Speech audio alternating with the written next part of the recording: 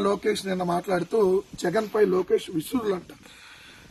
నేడు మావిగన్ను రేపు బెంతాహై అని జగన్ పై లోకేష్ విసురులంట. మాది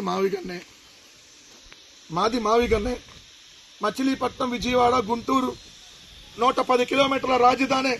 ఎస్, మా వైఎస్ఆర్ కాంగ్రెస్ పార్టీ నినాదం. రావాలి జగన్, కావాలి మావిగన్. ఇదే మా 2029 ఎన్నికలలో వెళ్తాం. దీంతోనే మీకు దమ్ముంటే ఎస్, లక్షల కోట్ల రూపాయల అప్పులు తెస్తాం, లక్షల ఎకరాల భూములు తీసుకుంటాం.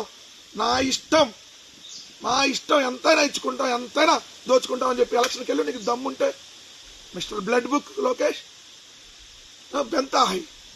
మరి నువ్వేంటి కసింహై, మిస్టర్ కసింహై లోకేష్. కసింహై అంటే తెలుసు కదా, కర్రకట్ట, సింగపూరు, హైదరాబాద్. కసింహై లోకేష్, మిస్టర్ కసింహై. మా నినాదం మావిగన్నే. సో నువ్వు చెప్పి దానికి సమాధానం ఏంటో? శాతగాని దద్దమ్మవు నువ్వు.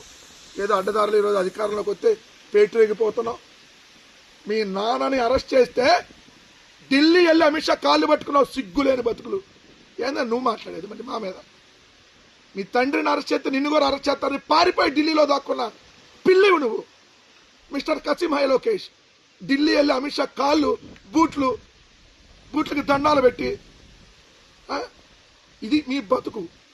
కానీ 16 నెలలు జైల్లో పెట్టిన మగాడిలాగా కాలర్ పైగా వేసి బయటకు వచ్చి ప్రజల కోసం నిలబడ్డాడు మా నాయకుడు. అది మగాడి లక్షణం. జగన్ గారిలో చూసి నేర్చుకో. ఏదో చేతిలో అధికారం ఉందని చెప్పి పిల్లి పులైపోదు లోకేష్. అధికారంలో ఉంటే ఆ అధికారం మదంతో పిల్లి కూడా పుల్లలాగా ఫీల్ అయిద్దేమో. నువ్వు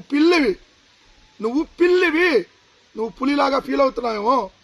నీ బతుకు అధికారంలో లేనప్పుడు ఎలా ఉందో అదే నీ ఒరిజినల్ బతుకు. మేము అధికారంలో ఉన్నా లేకపోయినా మగాడిలాగా బతుకుతున్నాం చూడు, అది వైఎస్ఆర్ కాంగ్రెస్ పార్టీ బతుకు. ఏంది నువ్వు మా నాయకుడి మీద విమర్శలు చేసేది? నువ్వెంత, ఇదంతా మీ నాన్న లేకపోతే నీ బతికైంది. ఈరోజు సింగిల్గా ఈరోజు నువ్వు ఎమ్మెల్యే కాలేవు, ఎప్పుడు సర్పంచ్ కూడా కాలేవు సింగిల్గా నీ బతుక్కి.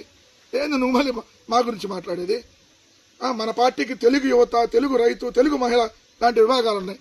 మీ పార్టీకి ఈ విభాగాలు కాదు ఉంది. గంజాయి యువత బ్యాచ్, బ్లేడ్ బ్యాచ్ అన్ని మీకున్నాయి. డైరెక్ట్గా ఎంపీని డ్రగ్స్ తీసుకొని పట్టుబడతాడు. ఎంపీ డ్రగ్స్ తీసుకొని పట్టుబడతాడు. రేపులు చేస్తూ ఉంటారు ఈ పార్టీ నాయకులు. బేబీ వాట్సాప్ వీడియో కాల్స్ చేస్తూ ఉంటారు. నువ్వైతేనే ఇట్ట తిప్పావు కదా నడువులు. ఇది కదా మీ బతుకులు, మీ విభాగాలు ఇవి. మళ్ళీ గొడ్డల పార్టీ వస్తే మా పరిస్థితి ఏంటని పారిశ్రామికవేత్తలు భయపడుతున్నారంట. పారిశ్రామికవేత్తలకి మళ్ళీ జగన్ గారే ముఖ్యమంత్రి కాబోతున్నారని తెలుసు. ఈ రాష్ట్రానికి భవిష్యత్తు జగన్ గారనే తెలుసు.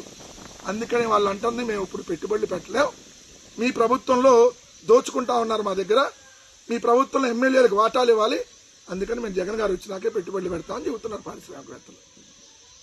ఇది మీ బతుకులు.